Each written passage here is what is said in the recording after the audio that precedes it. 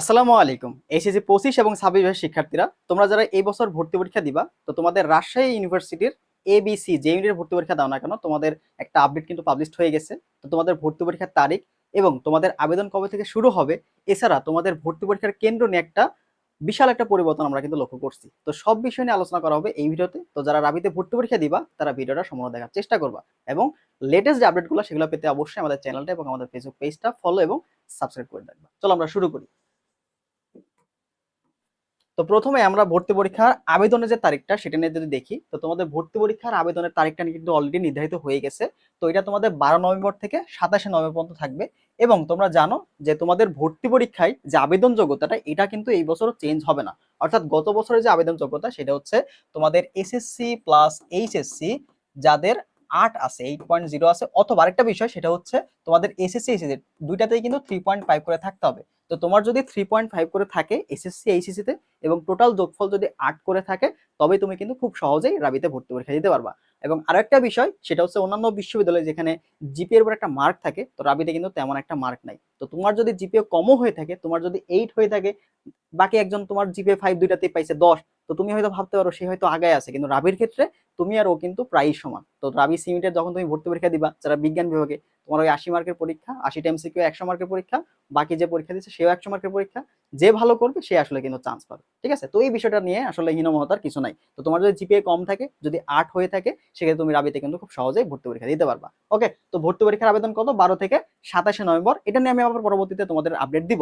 তো আরো কিছু চলো ডেট দেখি। সেটা হচ্ছে তোমাদের ভর্তি পরীক্ষার যে মেইন যে বিষয়টা সেটা হচ্ছে ভর্তি পরীক্ষা কবে অনুষ্ঠিত হবে, এটাও কিন্তু আজকের মিটিং এ অলরেডি পাবলিশড হয়ে গেছে। তো তুমি দেখতে পাচ্ছ যে বাণিজ্য ইউনিট অর্থাৎ বিজ্ঞান বিভাগের থেকে আরেকটা বিষয় সেটা হচ্ছে তুমি যদি বিজ্ঞান বিভাগে হয়ে থাকো, তো তুমি চাইলে কিন্তু এই 3টা ইউনিটের ভর্তি পরীক্ষা দিতে পারবা।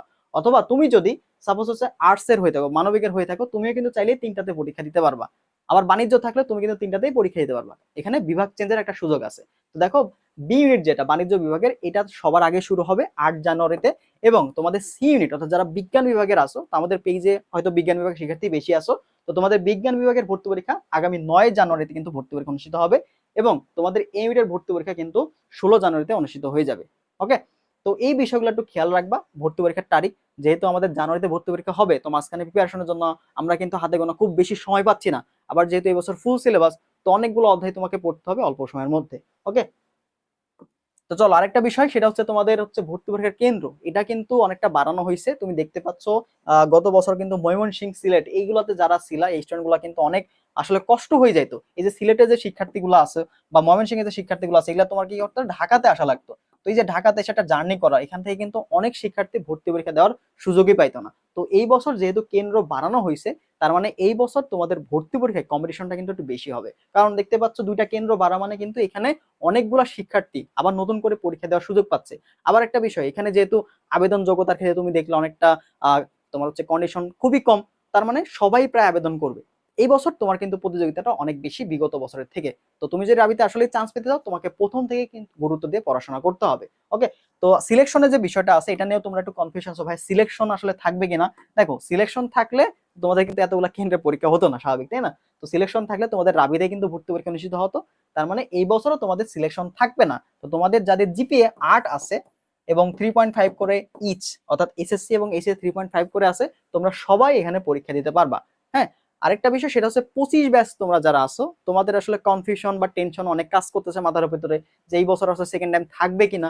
তো চিন্তার কোনো কারণ নেই, তোমাদের এই বছরও সেকেন্ড টাইম আছে। তুমি সেকেন্ড টাইম দিয়েই কিন্তু এখানে টপ করতে পারবা যদি তুমি ডেডিকেটেড থাকো। আরেকটা বিষয় সেটা কিন্তু এখানে সেকেন্ড টাইমে আলাদা করে তোমার কোনো মার্ক কাটবে না, যেটা তোমার জন্য অনেক অনেক বেশি একটা দারুণ সুযোগ। দেখো, জাবিতে তুমি যখন পরীক্ষা দিবা জাহাঙ্গীরনগর ইউনিভার্সিটি, সেখানে কিন্তু সিট সংখ্যা কম।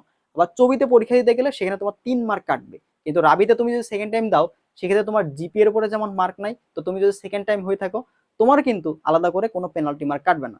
সো তুমি বুঝতে পারছো তোমার প্রিপারেশনটা ওই ফার্স্ট টাইমারদের মতোই কিন্তু আসলে হবে। তো তুমি যদি ভালো করে পুষিয়ে নাও, তো কে ফার্স্ট টাইম কে সেকেন্ড টাইম এটা নিয়ে কিন্তু তোমার চান্স পাওয়াটা আটকাবে না।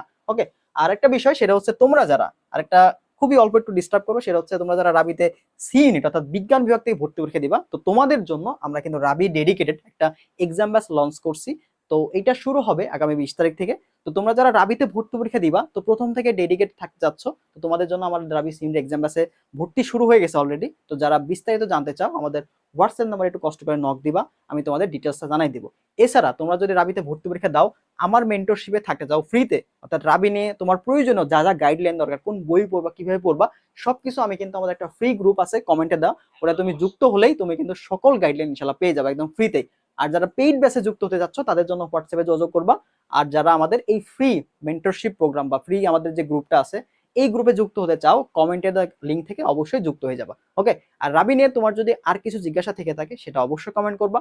আর এছাড়া আমরা রাবি বাদেও অন্যান্য ইউনিভার্সিটির সকল আপডেটগুলো তোমাদের খুব দ্রুত দেওয়ার চেষ্টা করবো।